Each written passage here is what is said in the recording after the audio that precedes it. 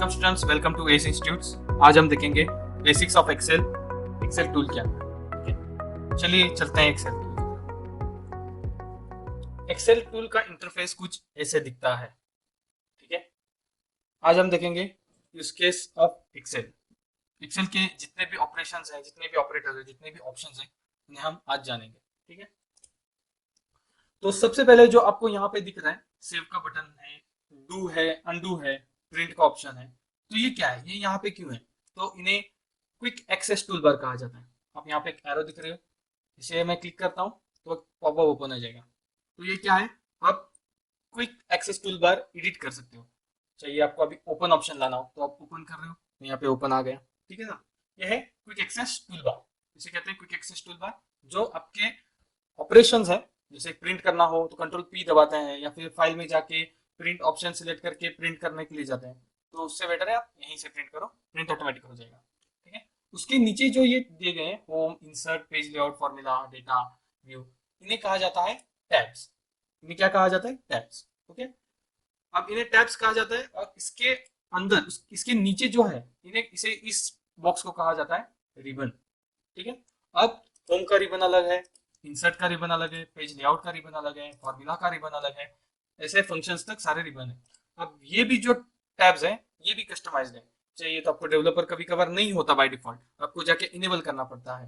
कभी कभार आपके पास डेटा टैब भी नहीं होता। एक्रोबैट ये पीडीएफ का इनबिल्ट आया हुआ है, फंक्शंस का टैब चालू करना पड़ता है, इनेबल करना पड़ता है। ठीक है ना, ये सारे टैब्स कस्टमाइजेबल है, और ये सारे रिबन्स भी कस्टमाइजेबल है। तो अगर आप इस होम टैब पे, कई बार क्या होता है, किसी के हाथ से डबल टैप हो जाता है और वो हाइड हो जाता है, आप उसे डबल क्लिक करके ओपन करा सकते हो। यहाँ पे आपको हाइड कराना है तो एक एरो है, आप उस पर क्लिक कर दो।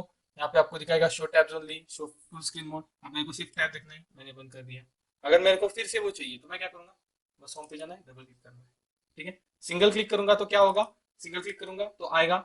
अब जैसे ही वहां से मेरा कर्सर हटेगा, किसी पे क्लिक हो जाएगा तो वो हाइड हो जाएगा। उसको लाके लॉक करने के लिए पिन का बटन आता था, नए अपडेट में वो बटन नहीं है, तो आपको बस डबल टैप करना है, वो आ जाएगा। ठीक है, अब नीचे जो चीज है, ये वाली चीज A1 लिखी है, और यहाँ पे ड्रॉप डाउन आ रहा है। अभी तो फिलहाल ड्रॉप डाउन है नहीं, क्योंकि सिलेक्टेड कुछ नहीं है। अब जैसे देखो, मैं दूसरी जगह क्लिक कर रहा हूँ डी, और मैं 7 पे क्लिक कर रहा हूँ तो वहां पे D7 लिखा आ रहा है। अब मैं जैसे A2 पे क्लिक करना चाहता हूँ, इस सेल पे मैं क्लिक कर रहा हूँ, A और 2, A2 पे क्लिक करना चाहता हूँ, तो ये चीज क्या है, इसे कहते हैं नेम बॉक्स। जैसे कि मैं यहाँ पे होवर कर रहा हूँ, यहाँ पे लिखा आ रहा है नेम बॉक्स। इसे कभी कभार यूनिक वैल्यू बॉक्स कहा जाता है, इसे कभी कभार अपना नेम रेंजेस बॉक्स कहा जाता है। क्यों? क्योंकि ये आपके सेल की लोकेशन बता रहा है। जैसे कि यहाँ पे D10 दिखा रहा है, ये D है और ये 10 है, तो ये D10 बता रहा है, तो इसे कहा जाता है नेम बॉक्स या फिर नेम रेंज। अब उसके बगल में जो चीज है, ये बॉक्स एक फॉर्मूला बॉक्स है। आप जो भी फॉर्मूला डालते हो वो यहाँ पे दिखेगा, यहाँ से डायरेक्टली एडिट हो पाएगा, या फिर यहाँ से इंसर्ट भी हो पाएगा। किसी सेल के रेफरेंस में K20 जो सेल है, इसके अंदर आपको कोई फॉर्मूला इंसर्ट करना है, वो आप यहाँ से भी डबल क्लिक करके कर सकते हो, और आप यहाँ से भी कर सकते हो। अब ये फॉर्मूला बॉक्स जो है, ये सिर्फ फॉर्मूला के यूज के नहीं आता है, आप यहाँ पे कुछ भी एंटर कर सकते हो। जैसे कि मेरे को लिखना है एस इंस्टीट्यूट, तो बस मैंने लिख दिया, एंटर कर दिया, इस सेल के अंदर एस इंस्टीट्यूट भी आ गया। तो ये टेक्स्ट भी लिख रहा है, मेरे को यहाँ पे सम लगाना है, +1 + 1, वो वहीं पे भी, यहाँ पे भी आ रहा है, तो मैं अब एंटर हिट कर रहा हूँ 2। अब यहाँ पे कितना दिखना चाहिए, 2 दिख रहा है, यहाँ पे 2 क्यों नहीं दिख रहा, ये फॉर्मूला शो कर रहा है। जैसे यहाँ पे टेक्स्ट है, ये वैल्यू सेल के अंदर की वैल्यू टेक्स्ट है, लेकिन यहाँ पे जो वैल्यू वो 2 नहीं है, वो डिस्प्ले 2 कर रही है, बिकॉज 1 + 1 2। लेकिन जो फॉर्मूला है वो यहाँ पे दिखाएगा 1 + 1। यहाँ पे जब क्लिक करता हूँ तो आपको उसके पीछे की वैल्यू दिखाई देगी कि 1 + 1 अर्थमेटिक 2 है। ठीक है, जो यहाँ पे दिख रहा है आपको, ये है शीट। शीट यानी जो शीट में आप अभी काम कर रहे हो, उसको शीट कहा जाता है, उसको वर्कशीट भी कहा जाता है। ठीक है, शीट बहुत सारे हो सकते हैं। अभी यहाँ पे शीट 1 है, यहाँ पे शीट 2 है। जैसे आपको अगर शीट्स चाहिए और भी, आपको यहाँ पे ढेर सारे शीट लगाने हैं, अलग अलग काम करने हैं, अलग अलग ऑपरेशंस करने हैं, इंटरलिंक करना है शीट्स को, तो आप कैसे करोगे? बाय डिफॉल्ट कभी कभार 2 या 1 मिलता है, या 3 भी मिल जाते हैं, अपने सेटिंग्स पे डिपेंड है। अब वो कैसे करना, यहाँ पे प्लस करो। अब ये 7 आ रहा है क्योंकि मैंने कई शीट्स डिलीट की हुई है। ठीक है, 7 आ रहा है, 8 आएगा, इस पे क्लिक करूंगा, 9 आएगा, 10 आएगा। अभी मेरे को सारे शीट्स इकट्ठे दिखने हैं। अभी कभी कभार क्या होता है, बहुत सारे शीट हो जाते हैं, बहुत बड़े बड़े नाम हो जाते हैं, तो मेरे को शीट्स एक साथ दिखने नहीं मिलते हैं। तो बस मेरे को बस किसी भी शीट में जाना है, यहाँ पे जो एरो दिख रहा है वहां पे आना है और राइट क्लिक करना है। देखिए लिख के भी दे रहा है, right click to see all sheets. मैं राइट क्लिक कर रहा हूँ, आपको सारे शीट दिखने चालू हो जाएंगे। अब मान के चलो मेरे को किसी शीट नंबर 10 में जाना है, मैं बस यहाँ से क्लिक करूंगा, डबल क्लिक या फिर क्लिक करके ओके, मैं शीट में पहुंच जाऊंगा। ठीक है, तो ये है डायरेक्ट शीट्स का इंटरलिंक, शीट्स में कैसे जाना है और क्या करना है। ठीक है, तो उसके बाद हम देखते हैं पेज लेआउट और पेज ब्रेक व्यू। अब ये शीट्स होने के बाद उसके आगे जो है ये 3 बटन्स हैं। अब ये है नॉर्मल व्यू, इसे कहते हैं पेज लेआउट व्यू, और इसे कहते हैं पेज ब्रेक प्रीव्यू। अब पेज ब्रेक प्रीव्यू क्या करता है, ये अपने प्रिंट के या फिर अलाइनमेंट के काम आता है। पेज लेआउट व्यू भी सेम ही है। नॉर्मल व्यू जो ये विंडो दिख रही है वो नॉर्मल है। हम एक बार देखते हैं पेज लेआउट व्यू कैसे दिखता है। तो आपको यहाँ पे दिखेगा हेडर ऐड करना है, जो आपके पेज के मार्जिन है। फुटर भी दिखाएगा साइमल्टेनियसली आपको। पेज ब्रेक व्यू में क्या दिखेगा कि कितनी बड़ी शीट लिखी है, कितना क्या यूज करना है, अब कहाँ से मेरे को प्रिंट करना है, मार्जिन क्या लगाने हैं। ठीक है, वो यहाँ पे दिखेगा। पेज 1 इतना बड़ा दिख रहा है, मेरे को पेज छोटा करना है, अलाइनमेंट ये करनी है, तो ये सारी चीजें इसमें आपको मिलेंगी। ठीक है, अब हम आते हैं नॉर्मल व्यू पे। जूम बार। अब यहाँ पे जो आपको एक बार दिख रहा है इसे कहते हैं जूम बार। ठीक है, तो यहाँ पे एक मिनी माइनस का सिंबल है, यहाँ पे प्लस का सिंबल है। माइनस करेंगे तो शीट छोटी हो जाएगी, प्लस करेंगे तो शीट बड़ी हो जाएगी। यहाँ पे एक आपको जूम लेवल दिख रहा है, यहाँ पे आप क्लिक करोगे तो यहाँ पे आपको मैग्निफिकेशन दिखेंगे। कस्टम चल रहा है अभी, आपको जो चाहिए आप सिलेक्ट कर सकते हो। एक बात ध्यान में लेना, जब आप शीट छोटी या बड़ी करते हो बस सेल और रेंजेस छोटे बड़े होंगे, यानी स्प्रेडशीट छोटी बड़ी होगी। ये सारे tabs, ribbon, quick access tool bar, formula bar, cell bar या फिर उसके जो भी साइड वाले ऑपरेटर्स हैं वो कभी छोटे बड़े नहीं होते। जो भी छोटा बड़ा होगा वो शीट छोटी बड़ी होगी। और उसी के साथ में आप देख सकते हो स्क्रॉल बार भी छोटा बड़ा हो रहा है। ठीक है ना, स्क्रॉल बार भी छोटा बड़ा हो सकता है। अब स्क्रॉल बार क्या करता है, मान के चलिए मैंने यहाँ पे कुछ डेटा लिख दिया। अब मैंने डेटा लिख दिया किसी ए सेल में लिखा है, ए सेल में चलते हैं, यहाँ पे लिखते हैं एस इंस्टीट्यूट। अब दो ही चीज कर सकते हो, अब एक तो एस इंस्टीट्यूट तक यहाँ तक आ जाओ स्क्रॉल बार की मदद से। ठीक है, नहीं तो आप इसे कंट्रोल दबा के स्क्रॉल कर लेना, छोटा छोटा हो जाएगा लेकिन प्रेजेंटेबल नहीं रहेगा। तो आप करोगे क्या, इसको आपको बड़ा ही करना पड़ेगा। जो नॉर्मल साइज है वो नॉर्मल साइज में तो फिट करके रखना पड़ेगा आपको। ओके, और आपको फिर मूव करते रहना पड़ेगा। इसका काम आता है स्क्रॉल बार। अब सेल्स इतने ज्यादा हैं कि आप सोच नहीं सकते, बहुत ज्यादा है। कंट्रोल दबा के मैं एरो दबाता हूँ तो सेल्स आपको अभी मेरे को मिनिमम XFD तक तो दिख रहे हैं। ठीक है ना, वैसे ही जो अगर मैं आप 1 पे जाता हूँ, ये स्क्रॉल बार जो है ये मेरे नीचे जाने की मदद करेगा। मैं नीचे जाके दिखाता हूँ तो यहाँ पे 1048576 तक सेल है नीचे, और यहाँ तक कितने थे XFD। तो ये नंबर देख पा रहे हो, ये जो नेम बॉक्स में नंबर दिया है XFD 1048576, ये इतने सेल्स हैं एक्सेल के अंदर बाय डिफॉल्ट। आप इसे बढ़ा भी सकते हो, डिपेंड करता है आपके डेटा पे। ठीक है, ये हो गया स्क्रॉल बार। अब हम देखते हैं मिनिमाइज एंड क्लोज बटन।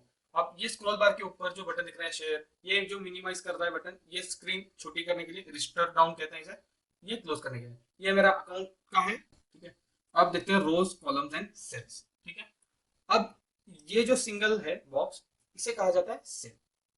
ठीक है, इसे कहा जाएगा सेल। अब ये जो सीधा आ रही है नीचे इसे कहेंगे अपन कॉलम। ठीक है, ये हो गया रो, इसे कहेंगे रो, ये हो गया कॉलम। ठीक है, अब देखिए आई को मैं सिलेक्ट करूंगा तो पूरी आई नीचे तक 1084 जो भी था वहां तक सिलेक्ट होगा।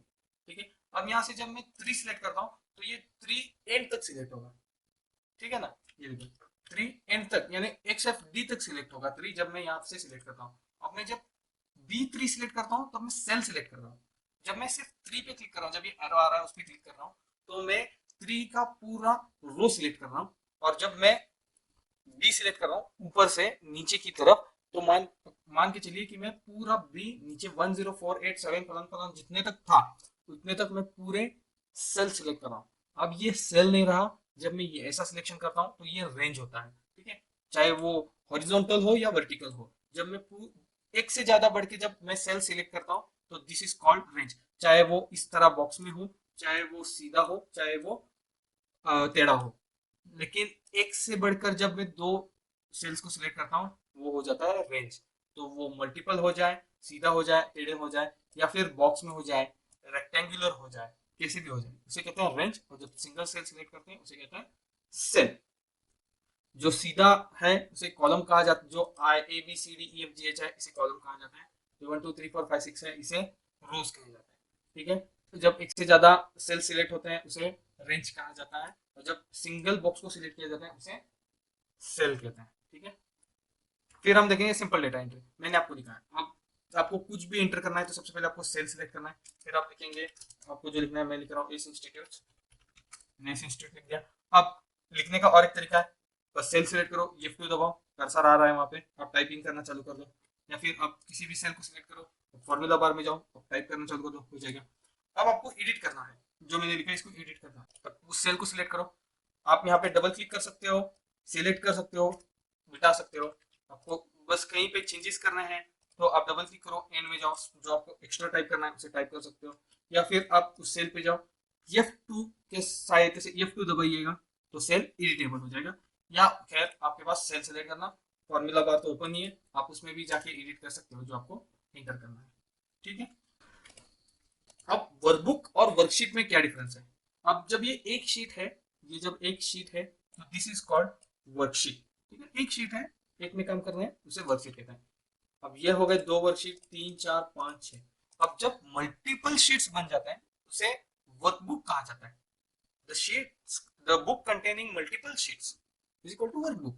बस इतना बेसिक सा फंडा है वर्कबुक और वर्कशीट के बीच में। सिंगल शीट को वर्कशीट कहा जाता है और जब शीट्स मल्टीपल हो जाए उसे वर्कबुक कहा जाता है। अब देखते हैं, अब मैंने इन सब में एक टैब है फाइल। अब कई ओल्ड वर्जन में फाइल ये टैब नहीं था, ठीक है ना, ऑफिस करके टैब था या फिर कोई लोगो था। जब आप क्लिक करोगे फिर ये सारे आपको ऑप्शंस मिलते थे। अब हम उसे सेव कर सकते हैं। अब सेव करते समय आप जो भी नाम यहाँ पे दिए हैं वही मिलेगा, न्यू माइक्रोसॉफ्ट एक्सेल वर्कशीट 4। अब मैं फाइल पे जाऊंगा, मेरे को नाम चेंज करना है तो मैं सेव एज क्लिक करूंगा। सेव एज करने के बाद मेरे को दिस पीसी ब्राउज लोकेशन आ रहा है, सारे लोकेशंस मिल रहे हैं मेरे को, कहाँ ऐड करना है। मैंने डेस्कटॉप क्लिक कर दिया, डेस्कटॉप दिख रहा है। अब मेरे को नाम चेंज करना है तो मैं यहाँ पे एस शीट 1 कर सकता हूँ, यार एस शीट 1, मैंने ये शीट 1 कर दिया। अब एक्सटेंशन, एक्सटेंशन क्या है? सेव एज टाइप, तो इसे कहते हैं एक्सटेंशन। तो एक्सेल वर्कबुक तो नॉर्मल एक्सेल वर्कबुक की तरह सेव होगा, मैं इसको और भी अलग तरीके से सेव कर सकता हूँ। मैं एक्सेल वर्कबुक की तरह सेव कर सकता हूँ, मैं एक्सेल मैक्रो इनेबल्ड वर्कबुक की तरह सेव कर सकता हूँ। अब मेरे को अगर इस शीट को पीडीएफ में सेव करना है तो पीडीएफ में सेव करना चाहता हूँ। अगर मैंने इसमें कुछ एडिंग्स के फार्मूला बना के रखे हैं, कस्टम फार्मूलाज या फिर कस्टम एडिंग बनाए, तो मैं उस फॉर्मेट में सेव कर सकता हूँ। तो एक्सेल के पास बहुत सारे एक्सटेंशन हैं एक्सेल शीट सेव करने के लिए। अब मैंने एक्सेल शीट डाल दिया, डेस्कटॉप मैंने सिलेक्ट किया, ये मेरा पूरा पाथ है, मैंने बस सेव कर दिया, मेरी शीट सेव हो गई, ठीक है ना। अगर ये वीडियो अच्छी लगे तो please like share and subscribe. हम चलते हैं अपने नेक्स्ट वीडियो की तरफ। Thank you.